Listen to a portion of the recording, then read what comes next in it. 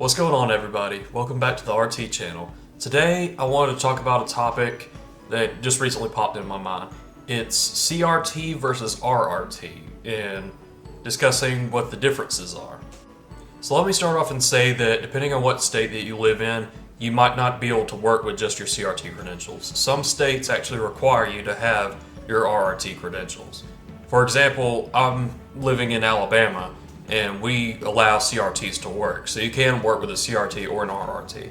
However, there are some states, I believe they're around 13, I could be off on that, somewhere around there, 17 maybe, states that require you to have your RRT. Georgia and Tennessee are next door neighbors, I know, or some of them.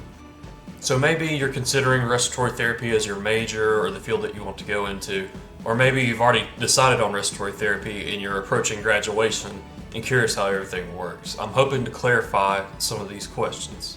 So you may be wondering, if I can work as a CRT or an RRT, why should I even go for the RRT if it takes more effort? Well, I'm going to explain some of the reasons why you might want to aim for the RRT credentials compared to the CRT credentials. There aren't that many differences, but there are a few differences between the two, so let me just clarify. RRT credentials are generally going to help you out with job opportunities. You're going to have an edge over the CRT credential people in terms of getting a new job. If your state does allow CRTs and RRTs to work, generally your RRTs are going to make roughly $2 to $3 more per hour on average.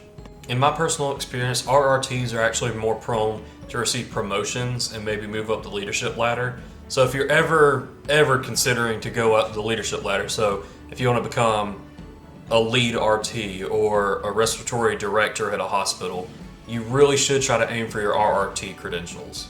Those are some of the differences between the two, but now I'm going to go into detail on how you would become a CRT versus an RRT. So whether you want to be a CRT or an RRT, either way, you have to start out by taking your TMC exam. That stands for Therapist Multiple Choice Exam.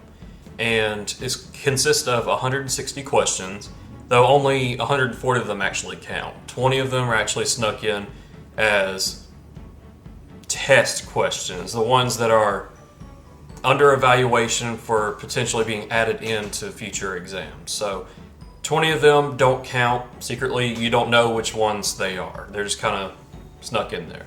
But you will have 140 questions that actually count out of the 160.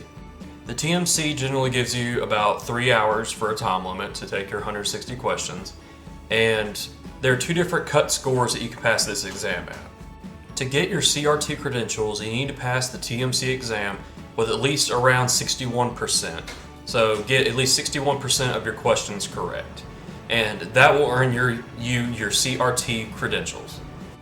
However, if you want to go for your RRT credentials, you need to aim for a little bit higher. Either way, you still need to take your TMC exam. This time you need to aim for a higher score. If you take it and you pass the TMC exam it's around 67% getting the questions correctly, then you will become RRT eligible. So the reason I stress that word eligible is because once you get that score, you still pass it and you still get your CRT credentials, but then you have to take a second exam to get your RRT credentials.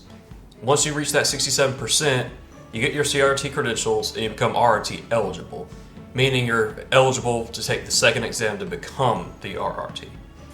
Once you get to that point, the second exam is called the clinical simulation exam, and that's what you're going to take to get your RRT credentials. It's a little bit trickier, a little harder, not going to lie.